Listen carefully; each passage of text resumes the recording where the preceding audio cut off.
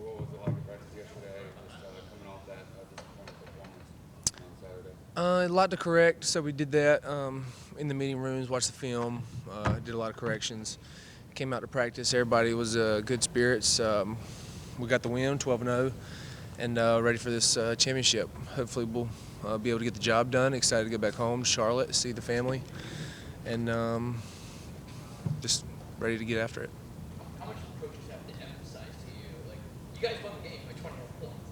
It was, your fans can say what they want. Do they have to, overemphasize that to you guys? I think that was kind of like one of the main things Coach Sweeney wanted to make sure, because obviously a lot of fans were disappointed, but I think we did the best we could, and we won by 21 points, and we got the job done, and that's the main thing. You always want to win every week. There's only 3 undefeated teams now, and so it's really hard to win each game, especially a rivalry game. You've seen a lot of number 1 teams get knocked off by the rivalry in previous years, so got the win, and we're excited for the next step. Tanner, did you hear some of the noise from some fans after the game? Yeah, you always hear noise here and there, but you can't let it affect you. You got to have thick skin, especially playing on the back end. There's going to be a lot of criticism, and that's kind of why you play the game. You play the game to further your career and further your experience for your family and your life. So there's always going to be criticism with that. So it is what it is. How hard is it to kind of not let that bother you or not let, I guess, it affect? It's pretty easy. Yeah, it's pretty easy not to let it affect you, because for me, I really don't only have to prove a point to my family, my coaches, and to the Lord above. As long as I'm playing the way He wants me to play and exemplifying Him through my play, then I'll be all right.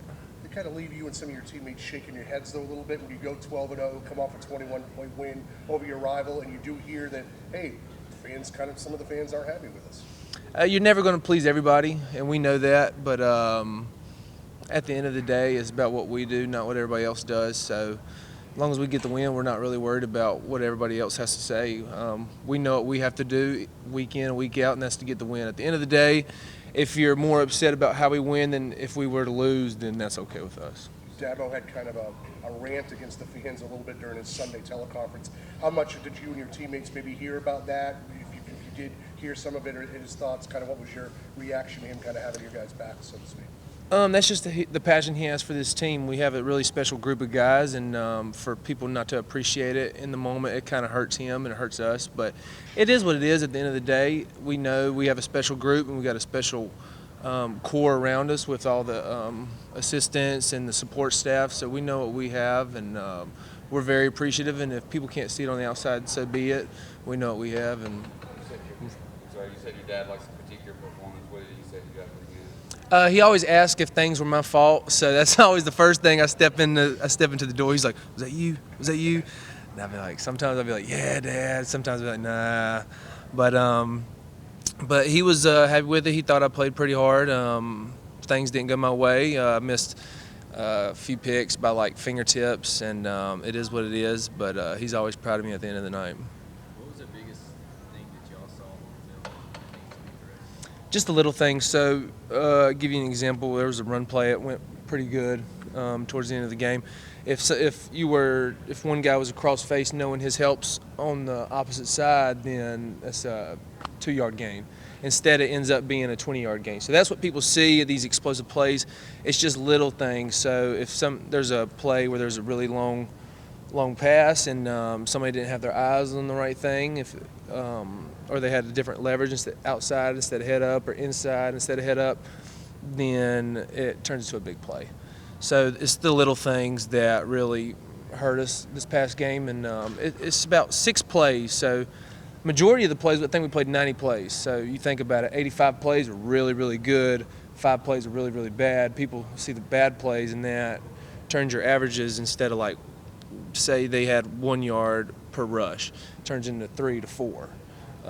So just the little things. Coach Venables was saying a lot of it was like mental, maybe, like you said. Yeah, like, basic stuff yeah. that you guys Yeah. do credit you've been doing right all year. Is there any reason you can point to as to why that happened in this game?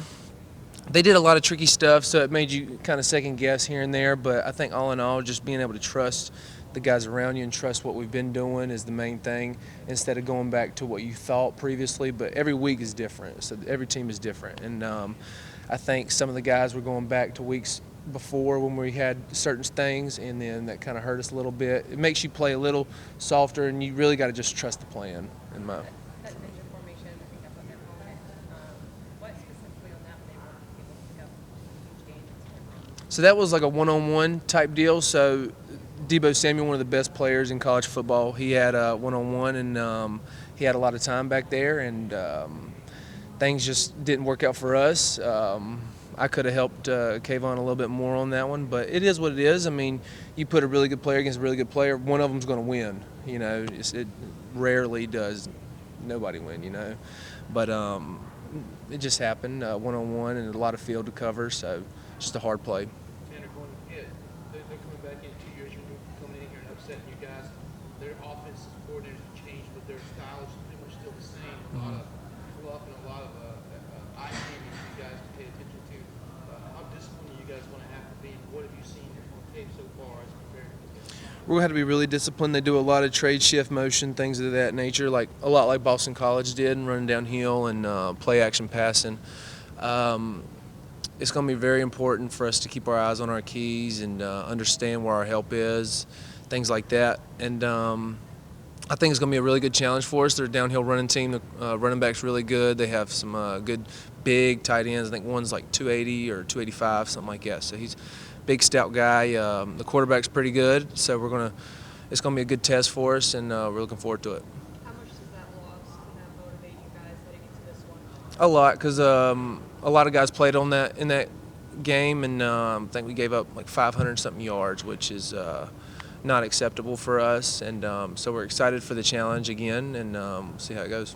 What would it mean to your team or you to be part of a team that wins its 4th straight ACC championship? It's really legendary. So like teams don't really do that. I think we'll be the first team in ACC history to do that. So it's really exciting to be able to put your name in the books forever until another team comes up and does it again. But we'll always be known as the first one if that was to happen. So we're really excited for the challenge, and being able to do that will be great. Do you ever take time to think about how hard it is to accomplish what the senior class has accomplished?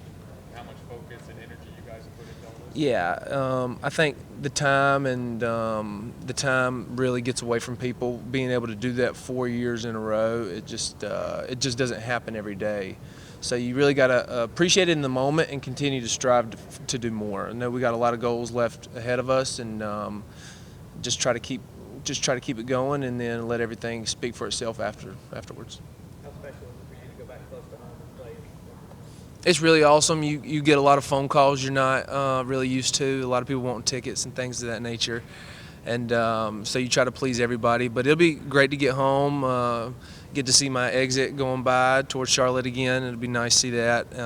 Just the air is a little different. It's just home, you know. So I'm really excited to get back here. Last 4 opponents you guys have faced in this ACC championship game are playing in that game for the very first time. What is the experience of knowing what this big stage is like to help you prepare the program experiencing it brand new? I think some teams get shocked by the moment. It is a big game. It's a playoff contending game. So a lot of teams in the years past, I think, have gotten shocked by the moment, but I think we'll be all right. We've been there, done that, and I think it'll help for our playing experience with just having a lot of experienced players for that game, and I think it'll show, and be really good to see us level-headed and just be able to play confident and under control. No, you never take it for granted because you know how hard it is to win. Like I said earlier, there's only 3 undefeated teams, and you can't take it for granted because as soon as you do, then you'll be in the locker room regretting it. So the coaches aren't like telling you guys everywhere, no one's heads are hanging after. No, like what you see on social media is what you get. Everybody's dancing, everybody's having a good time, and celebrating the win. That's what's most important, being able to celebrate with your teammates. Everybody is we're kind of enclosed, you know, with this the family of ours and the team we have. So we don't really hear much of the outside noise, and we just enjoy it with ourselves. You talk about been there, done that. Does playing in an NFL stadium, does that feel different to you guys, or do you not really notice at this point for you? I guess. I don't really notice it. I mean, the outside stuff you see, like, oh, sweet, this is the Panther Stadium, or when we went to Tampa Bay or Arizona or whatever. But it's kind of the same feel. You see a lot of orange in the stands, which is awesome for us. We always feel like we have a home field advantage when we're at a neutral site, especially in Charlotte. So we're excited, and it feels the same as we are. Duke's one of the top running teams in the conference, more towards the bottom as far as passing. As a secondary guy, coming off giving up 500 yards in a game, are you kind of happy that you're facing more of a run-oriented team this week and you had some time to work some kinks out, or would you rather dive right back in and see some more balls in the air? I don't think it really affects us too much because we're always going to be in the run fit. We're always going to be it's high stress for these play action teams. I think it's more of a high stress environment because of the play action. There's always big plays that'll come off the play action. So I think these teams, the play action teams, are more stressful than these spread teams because you know what you're going to get with the spread teams. You never know with these play action teams, and these are more stressful. But I think each week is a different challenge that I look forward to, and being able to construct my game for that team is a skill that I like to go through the week and being able to prepare.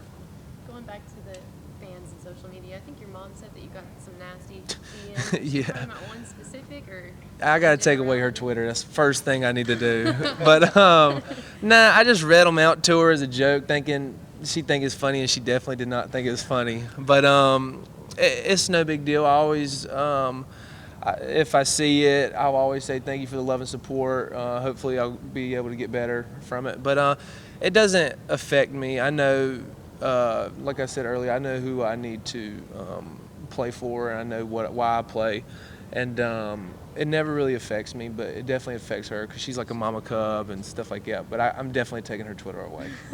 what kind of things were they saying? It's just silly stuff. I don't want to get too much into it. Just like you suck, or they'll be breaking down my game or whatever. But it is what it is at the end of the day. When you respond to say like thank you for the support or whatever, do they change their tune at all, or do they? No, usually not. It'll be the same. Usually the same. Coach, when you talk about Denzel Johnson and how hard he's worked, he had a good PBU in the end zone the other night. How much fun do you have seeing him have success, and has he been kind of one of the pleasant surprises of this defense this season? Yeah, I think he's finally getting an opportunity to showcase his skills, and coming in with him, he's been a brother of mine all the way through.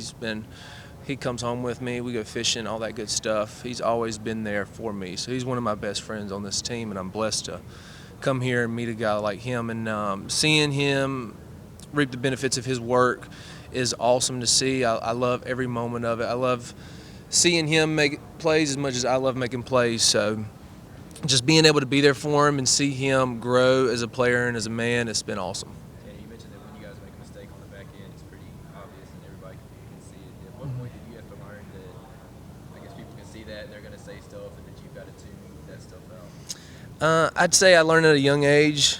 Always get back in the car rides with Dad from like Pop Warner games and things like that. He's always told me you'll never make every play, but the plays you do make, act like you've been there before. But the plays you don't make, get back up, dust yourself off, and get back after it. Because at the end of the day, you got to understand you're not going to make every play, and especially in the back end, when you don't make a play, it's going to be a high caliber. Everybody's going to be replaying it, reviewing it, things like that. So you got to have thick skin playing this position, and I think I've done a good job over the years just being able to create that for myself. And like I said earlier, just being able to know who I'm playing for and why I'm playing has really helped me. How much do you feel like was mistakes by you guys, and how much was they've got some pretty good players to make those plays? I think it's about half and half. I know there was some really good plays. I know one where I was like fingertips away, he puts it in that little hole. That's just a great play.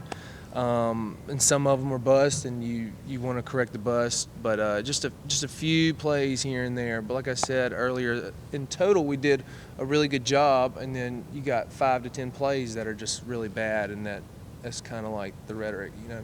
Is Coach Venables any different on Monday after a game like that? Is he pretty much the same? He's the same every week. High intensity guy, in your face, correcting. Even like the games we do really, really good. It's always he'll have a cut up and they will be in your face. Why'd you do this play? So you get the same with Coach V, which is awesome because you never know. You don't want to come in here and be like kind of scared or skittish, things like that. You always know what you're going to get. we've got the off the beat path here. We've got the Shrine Bowl coming up in a couple of weeks. How was that experience for you, and what maybe stands out? What are maybe some of your reminiscence of the Shrine Bowl when you played? All the people I meet. So when I watch film, if I see like guys from Carolina or NC State or a place like that, I'll be like, oh, I play with him. And you always try to like, you watch, like, so I see the film, I'll see like Jalen Dalton playing D-tackle at Carolina, and then I'll go through his stats and be like, I'll see if he's doing good or doing bad. I'll send him a text or something like that. But the experience I had down there is it was a great one, just being able to go to the Shriners Hospital, see what they do, see how they operate, and meet the kids. It's a great experience, and for every single Shrine Bowl player, I hope they really take advantage of the connections they meet, and just enjoy their time there. It's very short, and being able to put an effect to those kids is awesome. When you guys are together, how much recruiting goes on down there, whether you're trying to flip a guy that's already committed or one of those rare guys that's still trying to decide? How much are you maybe trying to get a guy to come on board from Clemson or the USC guys for USC, that type of deal? Yeah, so you always try to, I know for me, a lot of the NC State guys were trying to get me there. I think I played with 8 or 9 of them. And so I'd sit down on the bus and they'd always try to sit right beside me. So I noticed a little bit of it.